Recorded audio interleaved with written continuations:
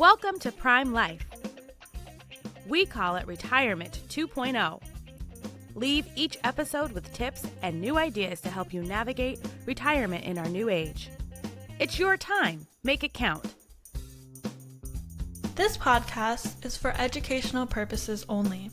It is not intended as medical, investment, or financial advice. We do not sponsor or endorse any of the individuals, companies, products, or services featured on this podcast. Any statements or opinions expressed are of the individual who makes them. We hope you enjoy the episode. Hi, and welcome to another episode of the Prime Life podcast. I'm here with my co-host, Joseph Katz. Joseph, how are you doing today? Mary, great to be here. Always a pleasure. Excited for today's show. I am too. I am for more than one reason. But without further ado, I'm going to let you go ahead and introduce our super fabulous doctor guest. Thank you very much, Mary. So today's guest, Dr. Joel Geiderman, has been practicing medicine for more than 40 years and author of the Plasma Cell Report. He has been the co-chair of emergency medicine at Cedars-Sinai Medical Center in Los Angeles for 30 years. He's also professor at both Cedars-Sinai's and the David Geffen School of Medicine at UCLA. Dr. Geiderman was also formerly vice chair of the U.S. Holocaust Memorial Museum in Washington, D.C., and he was appointed by President George W. Bush. He's authored more than 100 peer-reviewed papers and book chapters. Welcome to the show, Dr. Geiderman. Thank you, Joseph, and thank you, Mary. Thank you for having me on your podcast. It's really an honor. We're honored to have you. Why don't you tell us a little bit about yourself, even though Joseph did read a wonderful bio about you, but just in your own words, tell us a little bit about, where you started and how you got to the Plasma Report. I'm a huge fan, and we'll talk about that later. Well, first of all, I love to write. I've always loved to write. Even as a pre-med in medical school, I minored in literature, and I admired many authors, but I was really concentrated on becoming a doctor and going into medicine. But I always had in mind that I wanted to be able to. I wanted to be able to see if I could write a novel. And when I was a little boy, this is not to be immodest. My mother, they wanted to skip me a few grades in school. My mother wouldn't let them. My mother was a Holocaust survivor. My mother was wise. I was immature, and she wouldn't let me. But she told me, I'll never forget, she told me, you can do anything you want to do. So I kind of just took it as a challenge to myself, and I decided when I got time I wanted to write a novel. And that's kind of how it came about. So you just mentioned the Holocaust Memorial Museum, which is in and of itself a topic. I'd love to hear just a little bit about how that came to be. I mean, that's super interesting to be appointed by I'm just curious about how you became the to be the vice president, I think it was, of the Holocaust Museum, and what that was like to be in that role, having been appointed by the president. Oh, that was a highlight of my life. And I got to know George W. Bush pretty well. He's a really nice man. How it came about, I'm not quite sure. I was originally appointed to be on the council, and after about 3 years, I had done some research and stuff like that. I wasn't a big donor to George Bush, although I supported him. And after 3 years, they asked me if I would be the vice chair, and that's how it happened. And I got to meet all kinds of world leaders and people from around the world, because it has a huge influence around the world. And that was a real gift of my life. I also sent him a copy of the book, and I got a really nice note from him.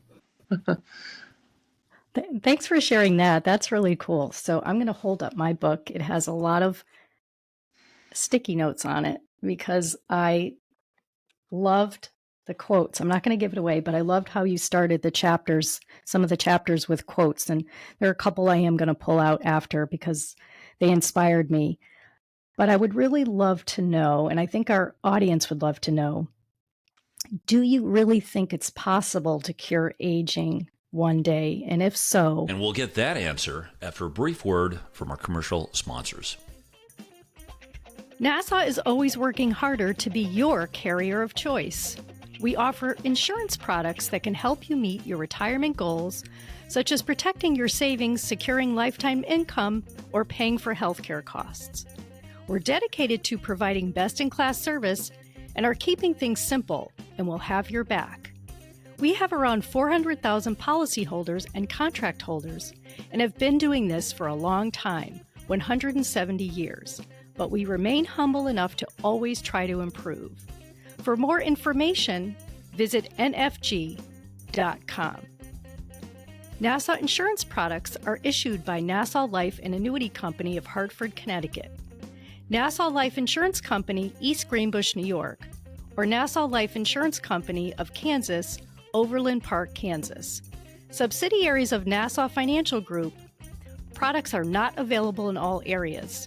Policyholder counts are for all Nassau companies as of September 30th, 2022, and are subject to change.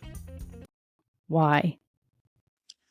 Well, I do think it's possible because I think, my tagline in my book is whatever can go forward can go backward. So it's a physical chemical process, and something in our bodies triggers aging. We're not sure what it is. There's a lot of research that goes into it, but as I describe in my book, and people could look up on the internet, there's a disease called progeria, where children who are 1 year old or 2 years old start aging, and by the time they're 10 years old, they look like they're 90. So if that can happen, I believe it can go backward because something triggers aging and something could reverse it. And with aging, two things happen. One is that the cells start to get older, and there's we know that the minds get less sharp, and the heart gets less strong, muscles get less strong. But also the ability to repair cellular damage gets less, and DNA damage gets less. So both of those things could probably be solved. And as I postulate in my book, it might be the same enzyme or the same factor because nature is pretty practical. But I'm convinced that one day we'll be able to turn back the clock. Whether it's good or bad, that's for discussion. But I'm pretty sure of it. So are you suggesting people would live forever, or it's just extending their lives?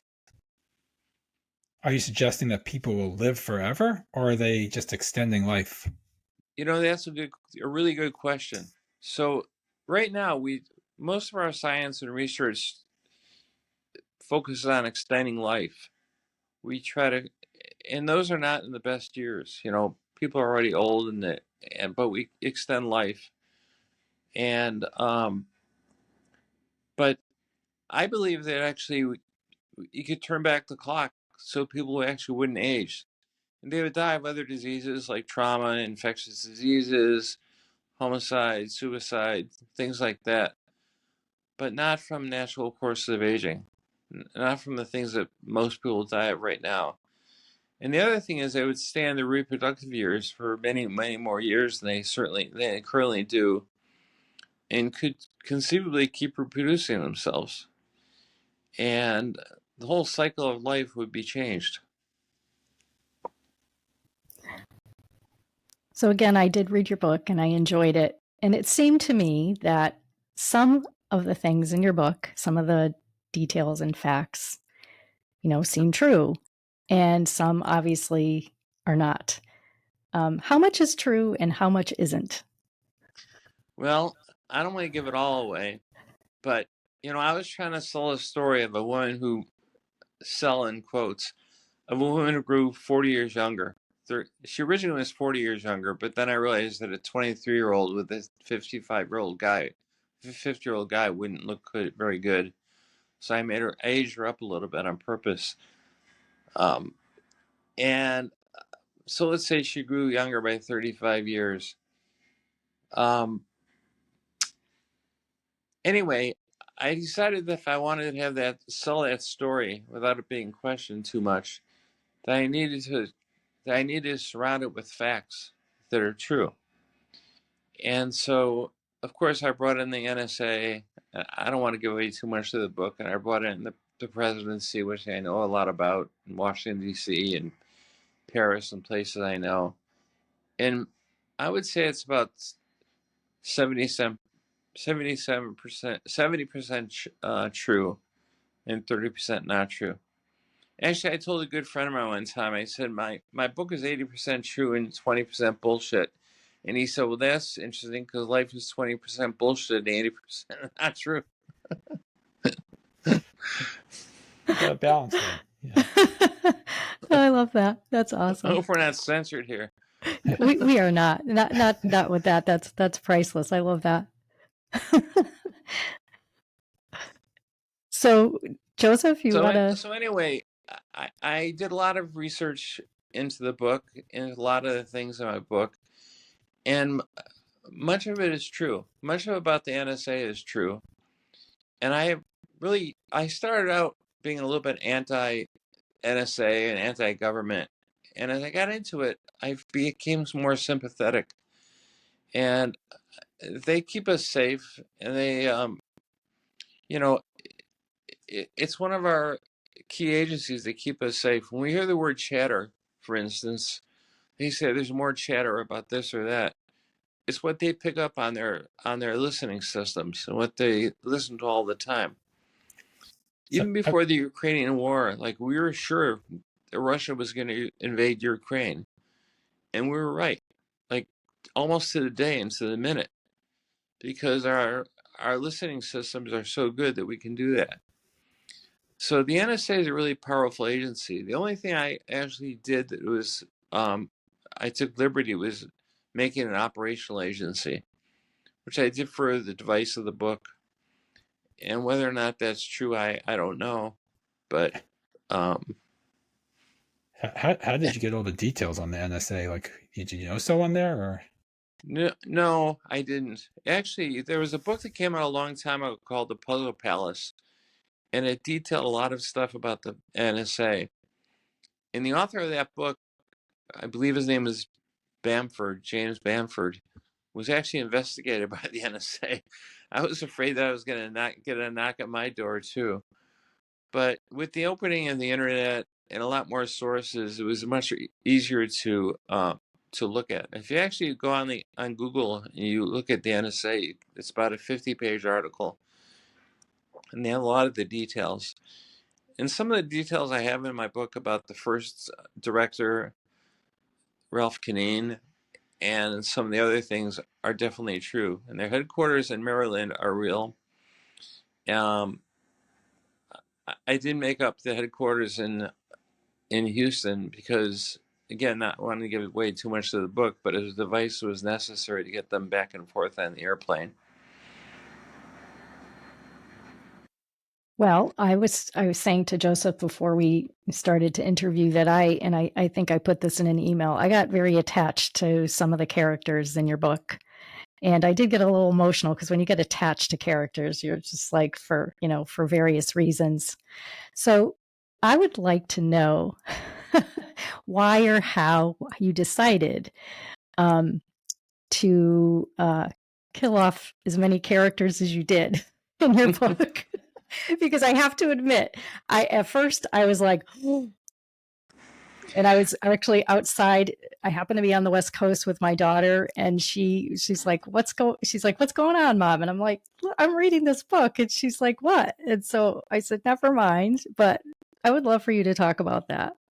Well, actually, I got attached to the characters too. I got very attached to them. And the secret to good writing is rewriting. That's what my literature teacher told me. So I must have rewritten the book about 20 times. And eventually I really learned like how they would think, what they would say, how they would act in a particular situation. There was one who was a villain, as we know, and the other ones were not so villainous. And even again, I don't want to give away too much, but there was the chairman and the president. I was sympathetic to them as well, in the end. But the characters themselves were developed, and again, I got very into their beings. Like, it's, in my head, they're real. And at some point, I actually wrote a character sketches and taped them up in my library, so that I would understand. Because you can't have somebody having brown hair on page 40 and having gray hair on page 120. It's the old rule. And so I had the character sketches up, and then I really understood how they would think and how would they would speak, what would motivate them, and all those kinds of things. And honestly, it was difficult to kill them, especially I don't want to give away any names, but it was very difficult for me, and I still think about them as real people. And I took a few literature courses in college that I mentioned, and I think that authors like Dickens or Joseph Conrad thought about their characters the same way. They had to. You have to understand what's going to motivate a person in order to be really able to create the character, I believe. So you've written a book, written and published a book. You've had a successful career as a doctor, I'm not sure if maybe you're still practicing. What's next? What are the plans for the future? Well, I'm still practicing, and I'm working on a sequel, and I have a trilogy worked out in my head. If I can get to it all, I'll do it. I'm into the sequel pretty far, and it kind of fits. Obviously, Dr. Innsbruck, who is the character who survives the first book, and the protagonist, a little bit based on me, is the character who will carry the other books. And by the way, the protagonist wasn't originally based on me. He just kind of morphed into me. Oh, I never slept with a patient. Oh, by the way, you're out in LA, so maybe there's a screenplay in this. There might be. I've had a few contacts, and that would be a nice goal. Yeah. Actually, I was thinking that, and I'm not just saying that because I don't usually, on the podcast, we've had some authors on, but really you have to read this book. I could see this being a movie. I could see this being, even on Netflix and being a series. So I'm going to look forward to staying tuned on, what you write next. So, but in terms of, this is what I particularly like. So some of the chapters you start out with a quote of some type, and it's, usually relating to like, can I just read one of them? Yes. In youth we learn, in age we understand. Marie Ebner, I'm not going to get her last name correct. And you did that periodically throughout the book. And each time I read a quote, I paused. And how did you come up with that? And was that any kind of like message before you delved into the chapter that you wrote? No, I can't remember exactly how it came out. Some I did afterward, and some I did before. Mm-hmm. For instance, the opening quote I have is, "I was so much older then, I'm younger than that now." And I had to get permission from Bob Dylan to use those lyrics, which was kind of thrilling. And I also used some Neil Young lyrics. And they had a quote from Machiavelli. And some of them really related to the chapter, and some were a little more general to the whole theme of the book. Yeah, I really enjoyed that personally. I thought it was very cool, and again, it made me pause.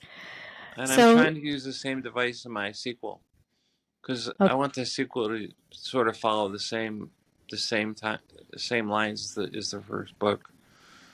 With although it's going to be spread out in time a little bit more. I decided to do a very condensed time frame there because I thought it gave a little more thrill to the book. But in my sequel, it's going to be spread out a little bit of a longer period of time for reasons that you'll understand when you read it. Well, I'm going to look forward to that. I also, and Joseph, I don't know if you have any last thoughts before I ask Dr. Geiderman the last question. Go for it, Mary. Okay. One point though I want to make. So the book, and this is what I said to my husband, he has to read this book because he'll find it interesting because of the Washington president. Again, I know it's not a true book, but you do allude to a president who is ill, a president that is also paranoid. And so I am going to ask you, we try not to be political on our podcasts, but did you have a particular president in mind? So I try to be as apolitical as possible too. And chronologically, if you read my book, because where it was placed in time, it would have been Ronald Reagan. But I actually put a disclaimer at the end of my book saying that it wasn't Ronald Reagan. It was based on a compilation. And it was more based, I think, on Richard Nixon, which a lot of your readers might not be familiar with. But he was a very paranoid man and a little bit villainous. Although I did try to make him a little more sympathetic in the scene where he's eating his wife's cookies. I thought you did a good job of that. You just balanced out the political there. Exactly. And I also noticed in your bio that you have a dog named Reagan. So I do. But yes. She's not named it as a disparagement. She's named as an affection. I know. I met Ronald Reagan a few times too. He was a nice man. Yeah, very cool. That's very cool. I think what's interesting, Dr. Geiderman, is you've met some amazing people in your career, and this kind of goes to our last question. So you're brilliant. You're a doctor. You're a professor. You could do anything that you want to do. What's your why? Why do you want to continue to write books, novels like this? I think it's for posterity. I mean, to be honest with you, I've had a successful life. I don't really need them. I'm financially set. I'm not going to move. Nothing's going to change my life. But I do want my grandchildren to know who I was. I'm just having my first grandchild. So he will be 20 years old in 20 years. And I don't think I'll be on it. Unless I can find that serum that I wrote about in my book, I won't be here in any good shape. So I just want to leave a legacy. I believe that's why. I love that answer. It fits in so nicely with our podcast. We talk to a lot of guests over time who talk about leaving a legacy and talking about doing something bigger than themselves. And so I loved hearing that. So as we kind of close our podcast, Dr. Geiderman, if individuals are interested in getting in touch with you because they're interested in learning more about you or your book, what's the very best way? Best way is my email address, which is Geiderman, like my last name, which is Geiderman at cshs.org, which is Charlie Sam Henry Sam.org. And I'll be happy to answer anybody's email. Thank you. We really appreciate that. And I hope they enjoy my book. That's the point. I think they will. I enjoyed it myself, and I encourage others to take a look at it. So thank you so much for joining us on Prime Life Podcast, Dr. Geiderman. Joseph, always a pleasure to spend time with you. You as well. So everyone have a great day and look forward to the next episode of the Prime Life Podcast. Thank you very much for having me. Thank you for joining us. Thank you. Our pleasure.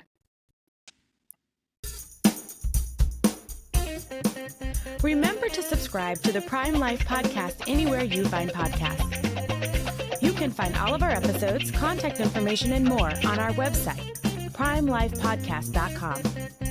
Stay connected with us. Follow us on LinkedIn, Instagram, Facebook, and TikTok.